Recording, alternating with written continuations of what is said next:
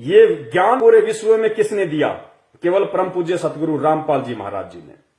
तो रूपानंद जी, उम्मीद करता हूं और प्रार्थना भी करता हूं कि पहचानिए अपने परमपिता परमेश्वर को। आप भविष्यवाणियां कर रही हैं, बहुत अच्छी बात है, लेकिन आपने जो पहचान बताई है, आप थोड़ा ठंडे दिमाग से सोचना, थोड़ा शांति से विचार करना, और दर्शक भी इस बात पे गहनता से विचार करें कि वास्तव में आप इन भविष्यवाणियों को सत्य भी मानते हो। अरे अगर सत्य मानते हो तो इन भविष्यवाणियों में जो पहचान, जो आइडेंटिटी जो बताई जा रही है, वो किसके ऊपर खरी उतर रही है? जिसके ऊपर खरी उतरेंगी वही तो कल की हुआ ना, वही तो वो अवतारी महापुरुष हुआ ना, वही तो सुप्रीम हुआ ना। अगर फिर भी नहीं मानोगे तो मानव जन्म प्राप्त करके धिक्कार है फिर आप लोगों पे। असंख्य जन्म फिर वो परमात्मा आपकी सार संभाल नहीं करेगा। 84 लाख योनियां तैयार हैं। फिर सुनिए आगे क्या कह रही हैं। और एक बात और ध्यान देना, जब भी कोई अवतार लेता है ना तो अकेले नहीं लेता, दो लोग साथ में आते हैं। एक शक्ति का अवतार होता है, ज्ञान का अवतार होता है। जैसे कृष्ण जी ज्ञान के अवतार थे, ज्ञान था, उनमें ज्ञान लेते थे। लेकिन जो बलराम थे वो शक्ति का अवतार थे। दो लोग साथ जरूर आते हैं। राम जी और लक्ष्मण जी भी दो अवतार आते ही आते हैं, इसलिए दो आएंगे ही आएंगे उसके साथ। तो ये जो वो कभी अकेले नहीं आ सकते, कल की अवतार कभी भी अकेले नहीं आ सकते, उनके साथ दो लोग ही होंगे। एक वो होंगे और एक और होंगे, दो होंगे, एकदम होना ही होना है। ये कभी नहीं हो सकता कि वो अकेले आए। तो एक शक्ति का अवतार होगा, एक ज्ञान का अवतार होगा, और दोनों मिलकर पूरी दुनिया पर राज करेंगे। ये हमेशा ध्यान रखना, ये ध्यान रखना। आगे रूपानंद जी कह रही हैं कि जब भी कोई अवतार इस पृथ्वी पे आता है तो वो अकेला नहीं आता, दो आते हैं। अकेला नहीं आता। इन्होंने श्री रामचंद्र जी का एग्जाम्पल दिया कि श्री रामचंद्र जी जब आए तो साथ में लक्ष्मण जी आए, जो शक्ति का अवतार था। शक्ति का मतलब होता है पावर। शक्ति का मतलब यहां पे आप जी दुर्गा मत समझ लेना। शक्ति का अवतार का मतलब है पावर, क्योंकि लक्ष्मण जी कोई दुर्गा के अवतार नहीं थे, वो शेषनाग जी के अवतार थे। तो शक्ति का मतलब होता है पावर, स्ट्रेंथ, सिद्धियां। तो जब भी कोई अवतार इस पृथ्वी पे अवतरित होता है तो वो दो लोग आते हैं। रामचंद्र जी के साथ में इन्होंने बताया कि लक्ष्मण जी आए, फिर द्वापर में श्री कृष्ण जी के साथ में बलराम आए। ऐसे ही ये कह रही हैं कि जो कल की आएगा उसके साथ भी एक और आएगा। वो दो आएंगे और दोनों मिलकर पूरी दुनिया पे राज करेंगे। तो पुण्यात्माओं, ये अध्यात्म है। यहां हमने कुछ बातों पे विचार करना पड़ेगा। जगत वाले अभी इन बातों को नहीं समझ पाएंगे। हम भगत हैं, हम उस परमपिता परमेश्वर की शरण में हैं। हमारे ऊपर ज्ञान की विशेष रजा है, विशेष दया है। तो हमने इस चीज को समझना पड़ेगा कि यहां पे जो भविष्यवाणियां इन लोगों ने जो की है, इन्होंने अपने हिसाब से की है कि वो दो आएंगे, जबकि किसी भी धर्म शास्त्र में, किसी भी ग्रंथ में कल्कि के साथ में किसी दूसरे के आने की कोई भविष्यवाणी नहीं है। लेकिन इन्होंने अपने दृष्टिकोण से ये बातें इन्होंने यहां पे राम के साथ में लक्ष्मण को जोड़ के और श्री कृष्ण जी के साथ में बलराम को जोड़ के की है। हो सकता है जो कल की आगे आएगा, कलयुग के अंतिम चरण में लाखों वर्ष बाद, हो सकता है उसके साथ कोई एक और आ जाए। लेकिन वर्तमान में जिस हम कल्कि की बात कर रहे हैं, जिसकी पहुंच इन भविष्य वक्ताओं को 7 जन्मों तक नहीं है, क्योंकि वो परमपिता परमेश्वर है, समर्थ है, वो कबीर साहब है, उसको किसी दूसरे की जरूरत नहीं है। वो अकेला ही पूरी सृष्टि का रचयिता है, अकेला ही पूरी सृष्टि का संचालन करता है। और उस परमपिता परमेश्वर को अपना मिशन पूरा करने के लिए किसी दूसरे की जरूरत नहीं है। अरे उस परमपिता परमेश्वर ने, सतगुरु रामपाल जी महाराज जी ने लाखों शक्तियां खड़ी कर दी, लाखों शक्तियां। जो पावर आज साक्षात ब्रह्मा विष्णु महेश जी के पास नहीं है, जो पावर 33 करोड़ देवी देवताओं के पास नहीं है, क्योंकि इनके पास में केवल अष्ट सिद्धि और 9 निधि है। इससे ऊपर इनके पास कुछ नहीं है। किनके पास? ब्रह्मा विष्णु महेश जी के पास। अब इनके जो साधक होंगे, जो भगत होंगे, उनको क्या सिद्धियां होंगी? पहली बात तो सिद्धियां हो नहीं सकती, क्योंकि वो ब्रह्मा विष्णु महेश जी की भी वर्तमान में यदि पृथ्वी पे कोई भक्ति कर रहा है संत रामपाल जी महाराज जी से दूर होके, तो किसी के पास भी ब्रह्मा विष्णु महेश जी, गणेश जी, दुर्गा जी के वास्तविक मंत्र नहीं है। वो केवल उनके नाम का ही जाप करते हैं। ओम दुर्गा देवी, ओम विष्णु देवाय नमः, ओम नमः शिवाय, ओम गणेशाय नमः। अरे ये तो उनके नाम हैं। जैसे गुरुदेव ने बताया कि जैसे कुत्ता होता है या जैसे कोई झोटा होता है, भैंसा, आप भैंसे को बार बार कहो, उसके पीछे खड़े होके कहो कि ए भैंसा इधर आ, भैंसा राम, या कुत्ते को कहोगे कुत्ता राम, ए कुत्ते इधर आ, वो आपकी तरफ देखेगा ही नहीं, क्योंकि वो तो उसके शरीर का नाम है। लेकिन उसको आकर्षित करने वाला नाम कौन सा है, उसको रिझाने वाला नाम कौन सा है? आप कुत्ते को कुत्ता कहते रहो, नहीं देखेगा, आपकी तरफ ध्यान नहीं देगा। आप कुत्ते को इतना सा बोल दो, टोल तुरंत आपकी तरफ कान खड़े करके देखेगा कि मुझे कौन बुला रहा। क्यों? क्योंकि वो उस कुत्ते को आकर्षित करने का, उस कुत्ते को अपने पास बुलाने का कोड वर्ड है, उसका वास्तविक मंत्र है। भैंसे को भैंसा करते रहो, नहीं सुनेगा। भैंसे से दूर होके पेड़ की ओट लेके अगर आप ये कह दोगे उड़ रही, तुरंत देखेगा किधर से आवाज आई, कौन बुला रहा है, किसने बोला। क्यों? क्योंकि भैंसा तो उसके शरीर का नाम है, लेकिन उसको आकर्षित करने का मंत्र क्या है? उड़ रही, डो डो, तुरंत देखेगा आपकी तरफ। ऐसे ही ब्रह्मा विष्णु महेश दुर्गा देवी देवता भैरव भूत हनुमान श्री कृष्ण श्री रामचंद्र, आप इनके रात दिन जाप करते रहो, ये आपकी तरफ ध्यान नहीं देंगे, क्योंकि वो तो उनके शरीर का नाम है। लेकिन उनसे लाभ लेने वाला वो कोड वर्ड क्या है, वो मंत्र क्या है?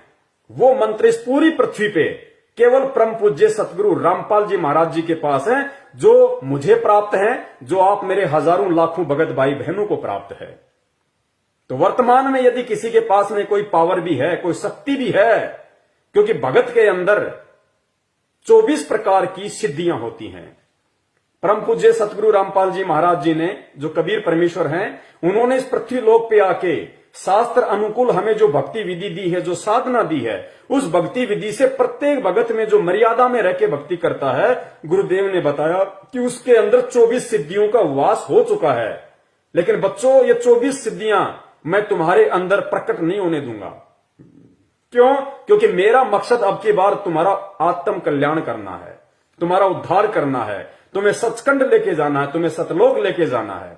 इसलिए मैं जो ये भक्ति मंत्र देके और जो तुम्हारे भक्ति रूपी टायर में हवा भरवा रहा हूं, मैं इसको पंचर नहीं होने दूंगा। क्योंकि इसी हवा के प्रभाव से, इसी पावर के प्रभाव से तुम सतलोक जाओगे। इसलिए परमेश्वर उनको प्रकट नहीं होने दे रहे। वरना ब्रह्मा विष्णु महेश जी के पास तो केवल 8 सिद्धि 9 निधि हैं। इस दास के पास, आप सभी भाई बहनों के पास, जो उस परमपिता परमेश्वर सतगुरु रामपाल जी महाराज जी से नाम उपदेशी हैं, जिसको सतनाम मिल चुका है, जिसको प्रथम मंत्र मिल चुका है, उसके पास में 24 सिद्धियों का भंडार है, भंडार। तो पुण्यात्माओं, वो परमात्मा तो किसी को भी निमित्त बना देगा, किसी को भी खड़ा कर देगा। उसको दो की क्या जरूरत है? उसके पास तो लाखों हैं। आज उस परमपिता परमेश्वर के लाखों बेटा बेटी हैं, उनको दो की तो छोड़िए, उनके पास तो लाखों शक्तियां हैं, लाखों शक्तियां।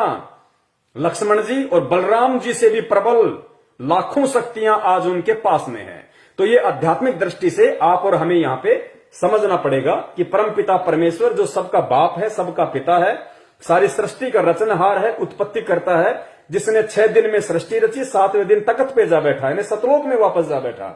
इस काल को सृष्टि रच के हैंड ओवर कर दी कि ले भैया, तेरी यही इच्छा थी, संभाल अपने डमडमे को। उस परमपिता परमेश्वर, उस समर्थ को क्या जरूरत है दूसरे की, या दूसरे को साथ में लाने की? तो ये इनकी जो सोच है, वो राम और श्री कृष्ण जी के जीवन को देखते हुए कल की अवतार के साथ इन्होंने ये बातें जोड़ी हैं, जो इनकी मनमुखी हैं। इनका अध्यात्म से कहीं कोई लेना देना नहीं है। आगे चलिए, ये क्या बोलती हैं। जब भी कोई आपको ये बोले ना कि मैं कल की हूं, उसकी बातों में कहीं मत आना, पहले चेक करना, उसके बाद आना। आप पब्लिक लोग बहुत भोले हो, बहुत ज्यादा भोले, कोई भी आपको बेवकूफ बना देगा।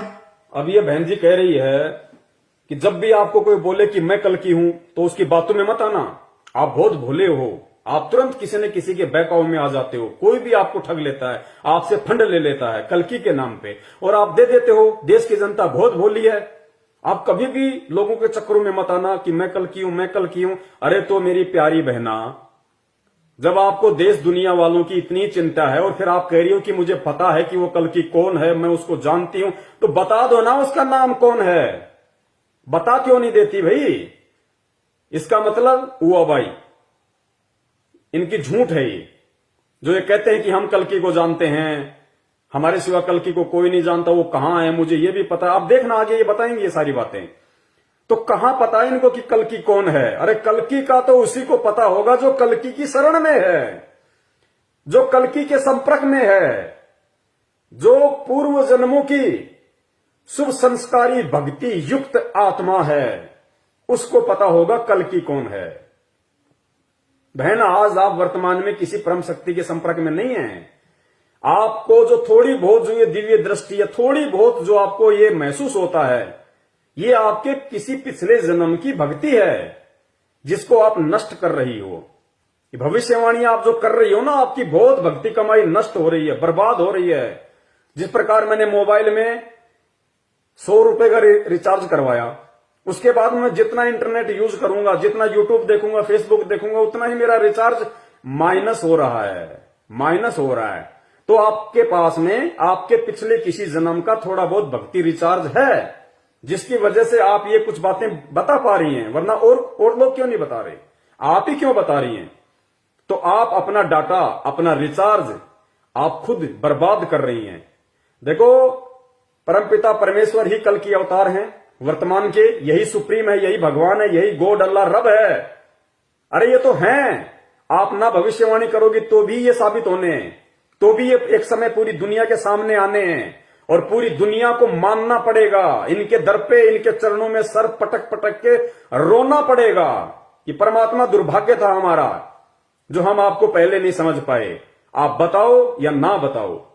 जैसे कोई भी ज्योतिष वाला व्यक्ति है, वो गणना करके अगर ये बता दे कि कल शाम को सूरज 6:05 पे अस्त होगा, अरे अगर वो ना बताएगा तो भी अस्त होगा, क्योंकि सूर्य को तो उस दिन 6:03 पे या 5 पे ही अस्त होना है। तो अगर वो भविष्यवक्ता बता दे, जोड़ जुगाड़ लगा के अपना जो गणित है उनका, जो ज्योतिष वाला, उस आधार से वो बता भी दे, तो भी सूरज को 6:05 पे ही अस्त होना है। और अगर वो ना बताएगा तो भी सूरज को तो 5 या तो 6:05 पे जो निर्धारित उसका समय है, उसी समय पे अस्त होना है। तो ठीक इसी प्रकार, चाहे भविष्य वक्ता भविष्यवाणियां करें या ना करें, उस परमपिता परमेश्वर को, उस सायरन को, उस हिंदू धर्म के सुप्रीम नेता को, धार्मिक नेता को, तो समय आने पे बहुत जल्दी पूरी दुनिया के सामने प्रकट होना ही होना है। ये आप लोगों का सौभाग्य है जो आपको पहले से जानकारियां दी जा रही है, जो आपको हम जैसे सेवकों के माध्यम से, सत्सेवकों के माध्यम से आप लोगों तक ये जानकारियां, गुप्त संदेश, ये रहस्य पहुंचाया जा रहा है कि वो कल्कि है कौन, वो सुप्रीम कौन है, जिसकी शरण में आके तुम अपना आत्म कल्याण करवा सकते हो, मुसीबत के दिनों में अपना बचाव कर सकते हो। ये आपका सौभाग्य है, वरना उसको तो आना ही आना है। और दुनिया झक मरा के, सिर पटक पटक के मानेगी कि हां, अगर कोई है तो केवल यही है। भी कोई आपको ये बोले ना कि मैं कल्कि हूं, उसकी बातों में कहीं मत आना, पहले चेक करना, उसके बाद आना। आप पब्लिक लोग बहुत भोले हो, बहुत ज्यादा भोले। कोई भी आपको बेवकूफ बना देगा, क्या आप बन जाओगे? नहीं, आपको पहले एनालाइज करना पड़ेगा, क्या वो कल्कि जो बन रहा है, क्या वो सच में कल्कि बनने लायक है, क्या होने लायक है वो कल्कि? ये जरूर देखना। और मैं इतना बता रही हूं, वो जो कल्कि अवतार है वो उत्तराखंड से है, उत्तराखंड से ही है।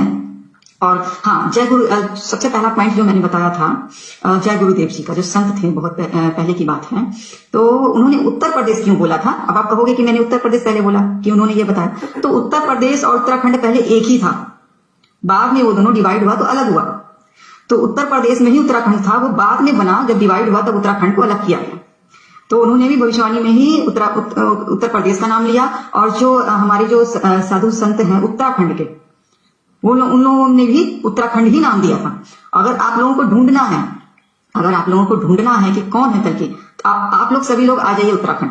वहां पे जितने साधु संत हैं सबसे पूछ लीजिए, जहां जो असली साधु है, जो कहीं तपस्या कर रहे हैं, जो कहीं रह रहे हैं एक ग्रुप बनाकर, तो उनसे पूछिएगा कि कल्कि अवतार कहां से। वो लोग एक ही नाम लेंगे, उत्तराखंड से होगा वो, क्योंकि सबको पता है उत्तराखंड से है। वहां के साधु संत को पता है, हिमालय के साधु संत को भी पता है उत्तराखंड से है।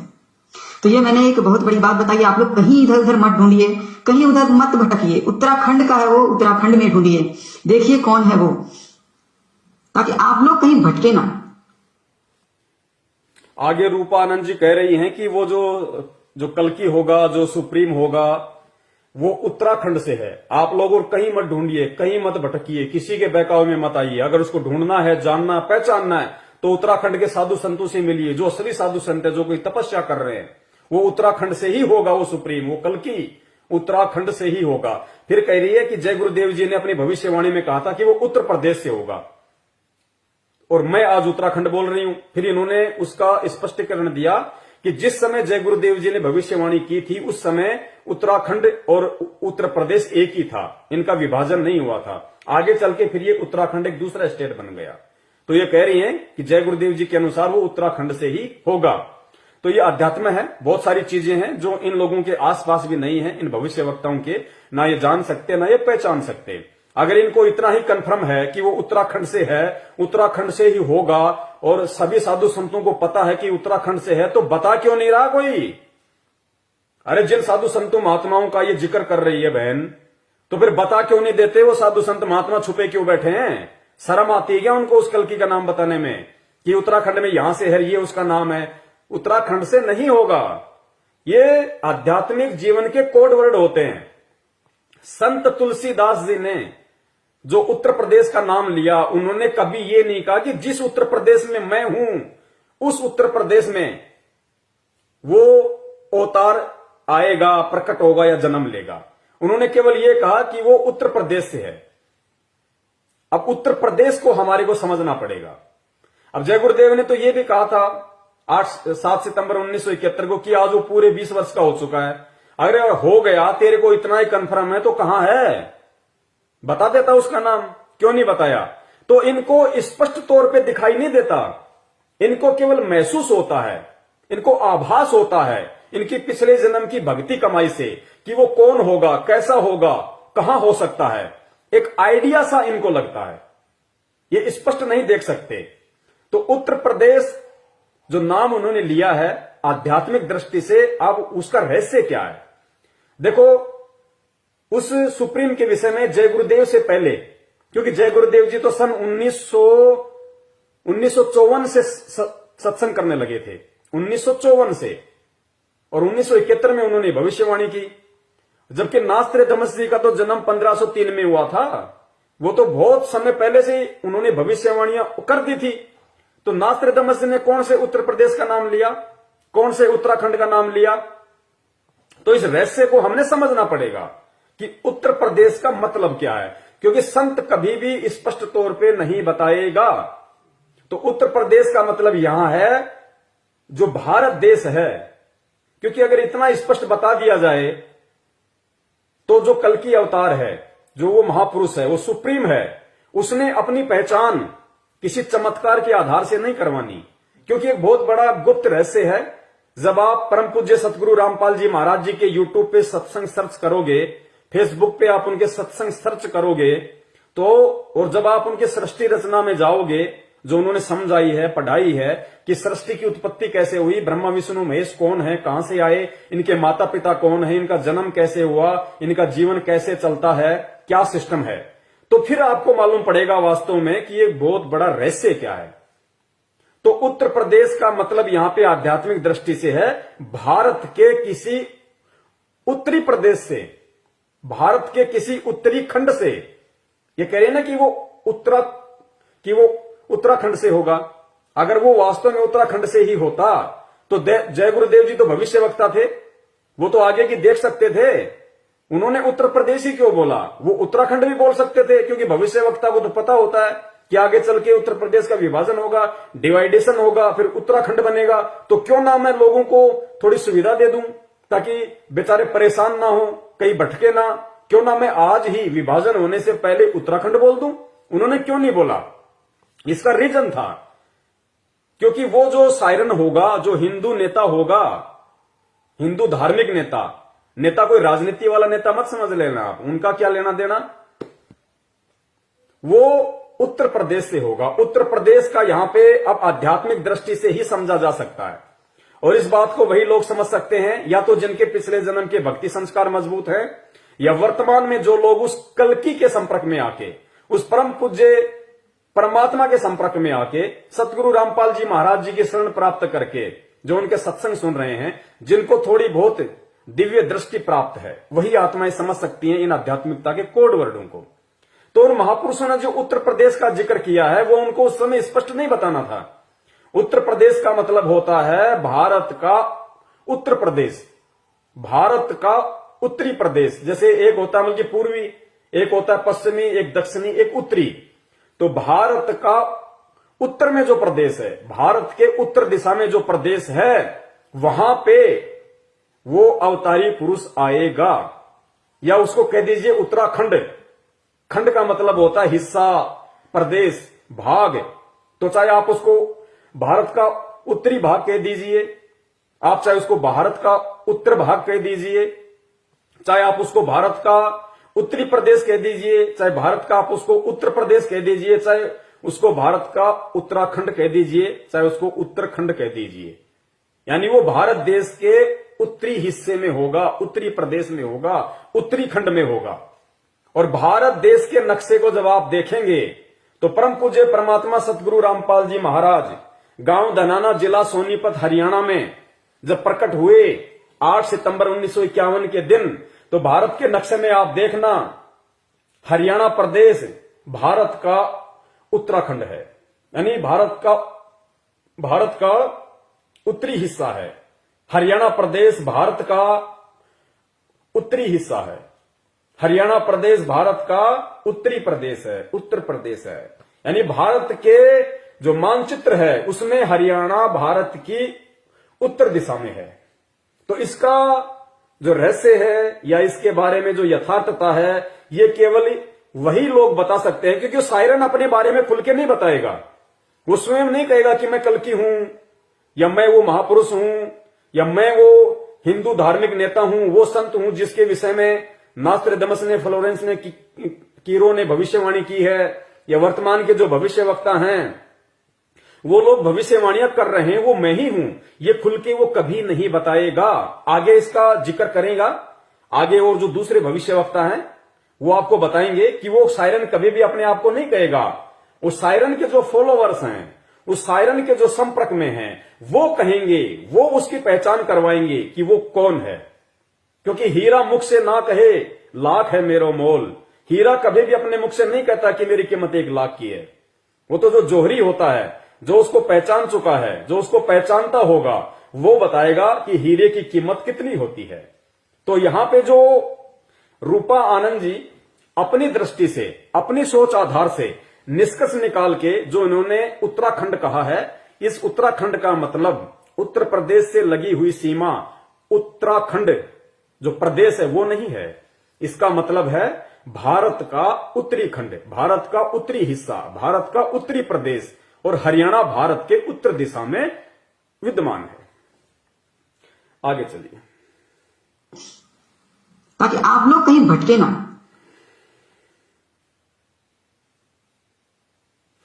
कहीं इधर उधर ना जाए। कोई ये कहे ना, कोई भी आपको ये कहे कि मैं कल की हूं, मुझे फंड चाहिए, मुझे फंड दीजिए, मैं काम शुरू करने वाला हूं, पहले देखिए उसके पास ज्ञान है भी या नहीं है ज्ञान। ये करिए, कोई भी आदमी आपको ये कहे कि मैं कल की हूं, मैं आश्रम बना रहा हूं, मैं काम स्टार्ट करना चाहता हूं, मुझे फंड दो, मुझे पैसा दो, तो रूपा जी कह रही है कि सबसे पहले ये देख लेना कि उसके पास ज्ञान है या नहीं है। तो भाई आप लोगों को बता दिया है, इस पूरी पृथ्वी पे, इस भारत देश की पवित्र भूमि पे सभी धर्मों के सभी धर्म ग्रंथों को खोल के एक एक श्लोक को अगर किसी ने पढ़ाया है, और जिन लोगों ने उनके अनुवाद करने में जो त्रुटियां कर दी, उन त्रुटियों को भी यदि किसी ने समझाया है व्याकरण सहित, तो वो केवल परम पूज्य सतगुरु रामपाल जी महाराज जी हैं, जिन्होंने ब्रह्मा विष्णु महेश की उत्पत्ति से लेकर उनके माता पिता की उत्पत्ति तक सब कुछ बता दिया। कि किसकी क्या स्थिति है आध्यात्मिक जीवन में, आध्यात्मिक क्षेत्र में, कौन कितने स्तर का परमात्मा है, कौन कितने स्तर का भगवान है। क्योंकि साहब तो थानेदार को भी कहते हैं, और साहब प्रधानमंत्री के नाम से पहले भी लगाया जाता है। राष्ट्रपति साहब, प्रधानमंत्री साहब, थानेदार साहब, प्रधान साहब, सरपंच साहब, तो सारे साहब हैं, लेकिन उनकी पावर में कितना डिफरेंस है। एक होता है प्रधान साहब जो कुछ एक गांव के ऊपर होता है, एक होता है राष्ट्रपति साहब जो पूरे देश के ऊपर होता है। तो नाम दोनों के आगे साहब लगा दिया जाता है, लेकिन साहब की पावर में कितना अंतर है, रात दिन का। तो भगवान विष्णु भी है, भगवान श्री रामचंद्र जी भी हैं, भगवान श्री शंकर जी भी हैं, भगवान श्री ब्रह्मा जी भी हैं, भगवान इनके माता दुर्गा जी भी हैं, भगवान काल भी है, ज्योति निरंजन भी है, और भगवान कबीर साहिब जी को भी कहा जाता है। लेकिन इनकी पावर में कितना अंतर है, कौन कितने स्तर का साहब है, भगवान है। परम पूज्य सतगुरु रामपाल जी महाराज जी ने, जब आप उनके सत्संग सुनेंगे यूट्यूब पे, उनकी पुस्तकें पढ़ेंगे, जो उन्होंने ब्रह्मा विष्णु महेश जी के विषय में पूरा विस्तार से बता रखा है, तो उन्होंने कोई निंदा चुगली नहीं करी। उन्होंने एज इट इज प्रमाणित जितनी उनकी पावर है, जितने स्तर के वो भगवान हैं, जितने स्तर का उनके पास में पावर है, वो उन्होंने बताया है कि ब्रह्मा विष्णु महेश जी पृथ्वीलोक, पाताललोक और स्वर्गलोक, तीनों लोकों में एक एक विभाग के मंत्री हैं। रजगुण के ब्रह्मा, सतगुण के विष्णु, तमगुण के शंकर जी। शंकर जी का काम अपनी माता दुर्गा और पिता काल भगवान के आदेश से केवल यही है, ब्रह्मा जी का, क्योंकि ब्रह्मा जी ये तीनों भाई हैं, तीनों एक ही मां से उत्पन्न हैं, दुर्गा जी से तीनों का जन्म हुआ है। ये तीनों आपस में जो है ये सगे भाई हैं। किसी ने नहीं बताया आज तक, संत रामपाल जी महाराज जी के अलावा किसी ने भी। तो जो ब्रह्मा जी हैं, जो सबसे बड़े इनके भाई हैं, उनका काम है जीवों की उत्पत्ति करना। आप और हमारे को रजोगुण के प्रभाव से हम जो शारीरिक संबंध स्त्री पुरुष जो बनाते हैं, हमारी औकात नहीं है। ये ब्रह्मा जी का जो रजोगुण है, जो उसको रजोगुण का प्रधान बना रखा है, उसके प्रभाव से हम बच्चे उत्पन्न करते हैं। यानी यहां की जो सृष्टि है, इस सृष्टि की उत्पत्ति दुर्गा और काल ब्रह्मा जी से करवाते हैं। तो ब्रह्मा जी का काम है जीवों की उत्पत्ति करना। दूसरे विष्णु जी के पास में है सतोगुण। सतोगुण के प्रभाव से ये दुर्गा और काल विष्णु जी से ब्रह्मा जी ने जो उत्पन्न किए हैं, उनका लालन पालन करवाता है। पालकहार है ये, लालन पालन, प्यार, मोह, ममता, ये विष्णु जी का गुण है, सतोगुण। तीसरे हैं शंकर जी। शंकर जी का काम है संहार करना। हम जो मरते हैं, कोई एक्सीडेंट से मरता है, कोई लड़ाई झगड़ा करके मरता है, कोई कैसे मरता है, कोई एक्सीडेंट होके मरता है, तो ये ड्यूटी है कि किस व्यक्ति को किस हिसाब से मारना है, ये ड्यूटी शंकर जी के पास में है। तो ये तीनों जो देवता हैं, वो एज ए मिनिस्टर काम करते हैं, एज ए मंत्री। और गृह मंत्री कौन है? इनकी माता दुर्गा। और प्रधानमंत्री समझ लीजिए काल भगवान है, इनका पिता ज्योति निरंजन, जो साइलेंट रह के, गुप्त रह के ये सारा काम इनसे करवाता है। तो ये भेद किसने खोला आज से पहले? लोगों की तो ब्रह्मा विष्णु महेश से ऊपर दृष्टि नहीं थी। कुछ एक जो बहुत बड़े अपने आप को ज्ञानी समझते थे, वो ब्रह्म तक जानते थे, लेकिन वो ब्रह्म के स्वरूप को नहीं जानते थे। निराकार निराकार, ज्योति दिखती है, प्रकाश दिखता है, कह के टॉपिक बंद। इससे ज्यादा कुछ नहीं पता उनको। तो वो क्यों साइलेंट है? वो भी आप और हमारी तरह मानव शरीरधारी है। वो साइलेंट क्यों है, चुप क्यों है? उसको शर्म क्यों आ रही है दुर्गा के पति को सबके सामने आने में? वो अपने बेटा बेटी को भी दर्शन नहीं देता। वो ब्रह्मा विष्णु महेश को भी उसने कभी दर्शन नहीं दिए। उसने सौगंध खा रखी है। क्यों खा रखी है? उसको एक श्राप लगा हुआ है। श्राप किसने दिया? परमपिता परमेश्वर कबीर साहिब जी ने। क्यों दिया? क्या गलती करी उसने? उसने दुर्गा के साथ में, जब वो सतलोक में था, यहां की कोई सृष्टि नहीं थी, सब वहीं रहा करते थे, उस समय उसने दुर्गा जी के साथ में बलात्कार करने की कोशिश की। ये बलात्कार की उत्पत्ति ब्रह्मा विष्णु महेश जी के पिताजी की देन है, जो वर्तमान में बलात्कार हो रहे हैं। ये भेद किसने खोले?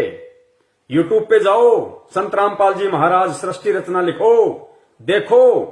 और वो अपने मुख से नहीं बोल रहे, वेद दिखाएंगे, गीता जी में दिखाएंगे, कुरान में दिखाएंगे, पुराणों में दिखाएंगे, कबीर सागर में दिखाएंगे, कबीर बीजक में दिखाएंगे, अनुराग सागर में दिखाएंगे।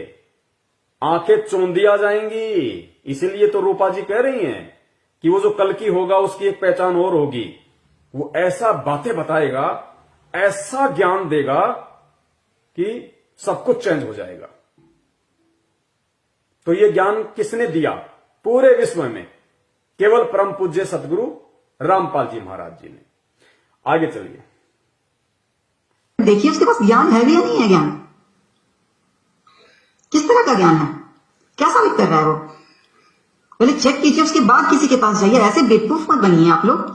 आप लोग हमारे भारत की जनता है, तो इसका मतलब ये थोड़ी आपको कोई भी बेवकूफ बना देगा, कोई भी आपसे फंड ले लेगा कल्कि के नाम से कि हाँ मैं कल्कि हूं, मुझे फंड चाहिए और मैं काम शुरू करने वाला हूं, मैं यहां जाने वाला हूं, मैं वहां जाने वाला हूं। ये सब कभी मत कीजिएगा आप लोग। पैसे लूटने का सिर्फ तरीका होता है, उस इंसान को जो भी ऐसा करता है उसे सब पता है कि आप लोग कल्कि के नाम से भागे चले आओगे कि हाँ इसे फंड दे दो, मैं ही। अब बताइए, आप ये बताइए कि जो इंसान ऐसा कर रहा है उसके पास कितना ज्ञान है, पहले एनालाइज कीजिए। पहले ये भी देखिए क्या वो उत्तराखंड से है, उसके माथे पर वी का निशान है, उसके पास ज्ञान है, ऐसा ज्ञान जो तीनों चीजें उन्होंने एक साथ बता दी कि पहले चेक कर लीजिए उसके पास में ज्ञान है या नहीं है। तो आप जी को साबित कर दिया कि ज्ञान इस पूरे ब्रह्मांड में अगर किसी के पास है, केवल सतगुरु रामपाल जी महाराज जी के पास है। उसके माथे पर वी का निशान है या नहीं है? तो वी का निशान अगर किसी के मस्तक पे है, अर्धचंद्र का, आध्यात्मिक क्षेत्र में साधु संत महात्मा के, तो परम पूज्य सतगुरु रामपाल जी महाराज जी के है। तीसरी निशानी इन्होंने बताई, उत्तराखंड से है, वो उत्तराखंड से है या नहीं है। तो आपको उत्तराखंड का भी रहस्य साबित करके बता दिया कि उत्तराखंड का मतलब क्या होता है। भारत देश का उत्तरी खंड, उत्तरी हिस्सा, उत्तरी भाग। तो ये भी देखिए क्या वो उत्तराखंड से है, उसके माथे पर वी का निशान है, उसके पास ज्ञान है, ऐसा ज्ञान जो इतिहास बदल दे, हिम्मत रखता है इतिहास बदलने का।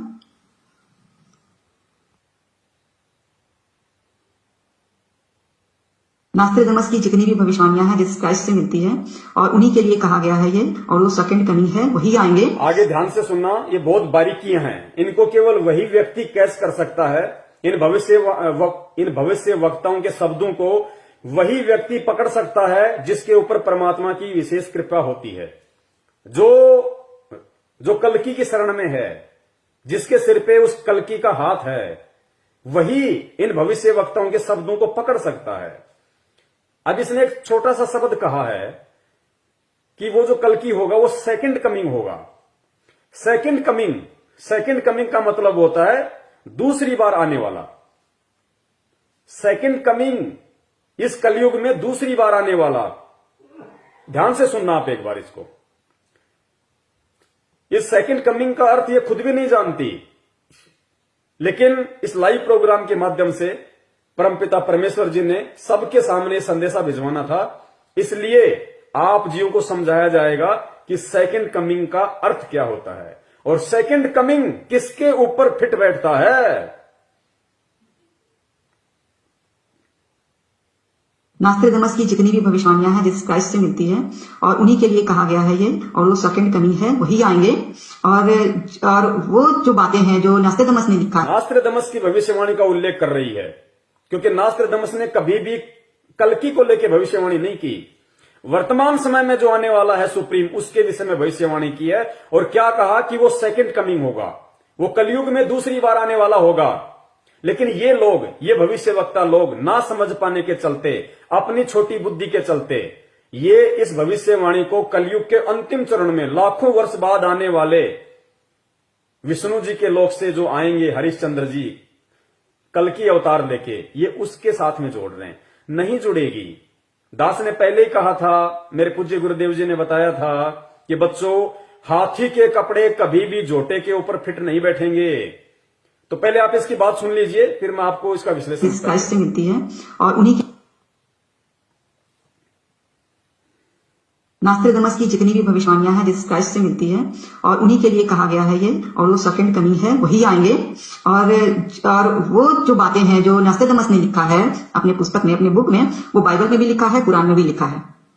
सेकंड कमिंग ध्यान रखना, ये ध्यान रखिएगा। तो सेकंड कमिंग का मतलब क्या होता है पुण्यात्माओं? सेकंड कमिंग का मतलब होता है, पहले आप ये शब्द समझ लीजिए, सेकंड का मतलब होता है दूसरा सेकंड, जैसे फर्स्ट सेकंड, सेकंड का मतलब दूसरा, और कमिंग यानी आने वाला, कम यानी आना, कमिंग यानी जो आ रहा है, आने वाला। भविष्यवाणी किसकी है? नास्त्रेदमस की। और नास्त्रेदमस ने कभी भी कल की अवतार को लेकर भविष्यवाणी नहीं की, ना उन्होंने कभी उस नाम यूज किया अपनी किसी भी पुस्तक में या भविष्यवाणी में। उन्होंने जो भविष्यवाणियां की है वो 20वीं सदी के उत्तरार्ध और 21वीं सदी के प्रारंभ में जो महापुरुष भारत देश की पृथ्वी पे आएगा उसके विषय में किया है। यानी संत रामपाल जी महाराज जी के विषय में उन्होंने सारी भविष्यवाणियां की हैं। तो ये जो रूपा आनंद जी है, ये सेकंड कमिंग शब्द को कल के अवतार से जोड़ के देख रही है, जो नहीं जुड़ेगा। ये कह रही हैं कि जो कल की होगा वो सेकंड कमिंग होगा, जबकि इनको मालूम होना चाहिए कि कल की सेकंड कमिंग नहीं हो सकता। सेकंड कमिंग का मतलब होता है कलयुग में दूसरी बार आने वाला। तो कलयुग में अवतार लेके दूसरी बार धरती पे कौन आया? नजर उठा के देख लेना, हिंदू धर्म ग्रंथों में, किसी भी शास्त्र में श्री कृष्ण जी का जन्म द्वापर युग में हुआ था, और जो कलयुग की शुरुआत थी वो श्री कृष्ण जी के शरीर छोड़ने के बाद शुरू हुई थी। श्री कृष्ण जी के शरीर छोड़ने के बाद कलयुग की शुरुआत हुई। और अब अगर विष्णु का कोई अवतार इस कलयुग में आएगा तो वो आगे लाखों वर्ष बाद में कौन होगा? कल्कि। तो कल्कि कलयुग में केवल फर्स्ट कमिंग है। यानी इस कलयुग में अगर विष्णु जी के लोक से कोई आएगा अवतार बनके, वो फर्स्ट कमिंग होगा। कलयुग में विष्णु जी का पहला अवतार होगा, फर्स्ट कमिंग। क्योंकि त्रेता में श्री रामचंद्र जी के रूप में आए, वो हो गया फर्स्ट कमिंग। द्वापर में आए श्री कृष्ण जी के रूप में, वो हो गया सेकंड कमिंग। और अब कलयुग में तीसरी बार आएगा, वो होगा थर्ड कमिंग। तो सेकंड कमिंग तो हो ही नहीं सकता। तो सेकंड कमिंग कौन है?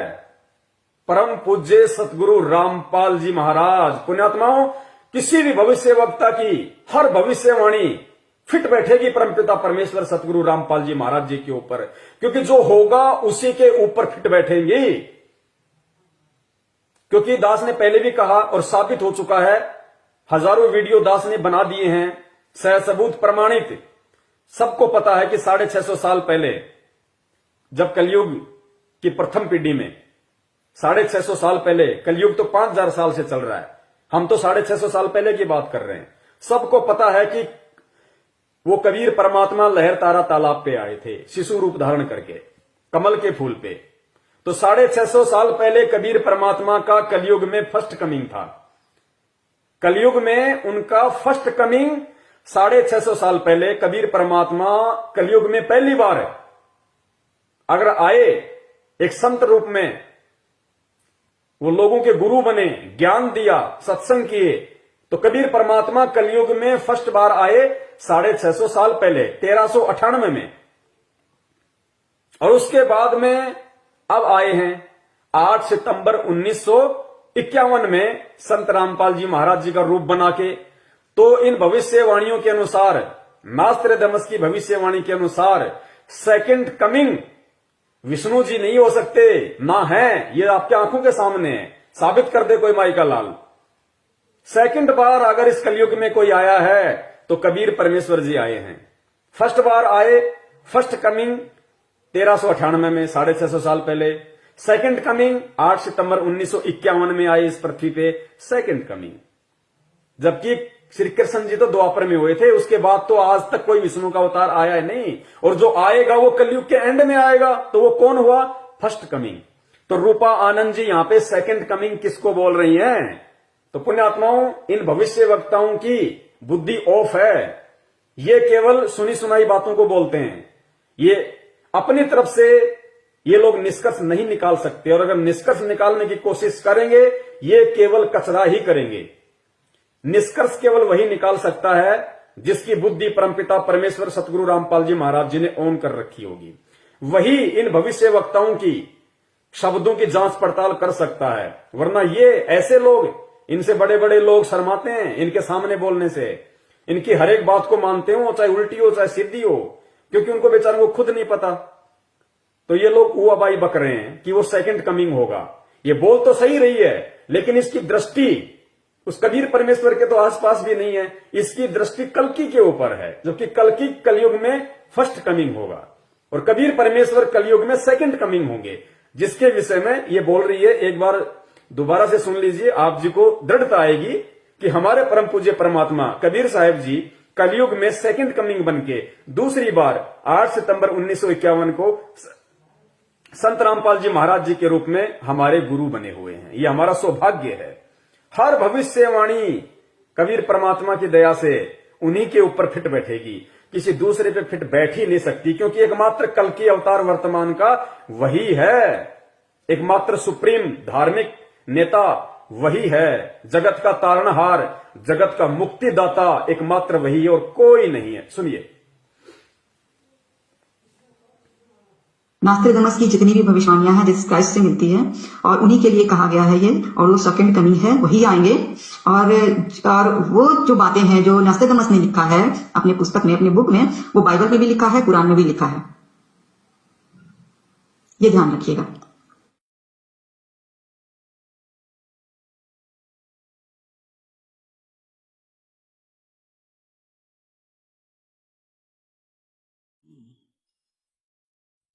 भाई सतगुरु तिलक अजप्पा माला युक्त जटा रखवावे। सतगुरु तिलक अजप्पा माला युक्त जटा रखवावे। जत को पीन सत का चोला भीतर बेख बनावे। जब कोई राम भगत गत पावे हो जी। जब कोई राम भगत गत पावे हो जी। भाई लोक लाज मर्याद जगत की तरण ज्यो तोड़े बगावे। लोक लाज मर्याद जगत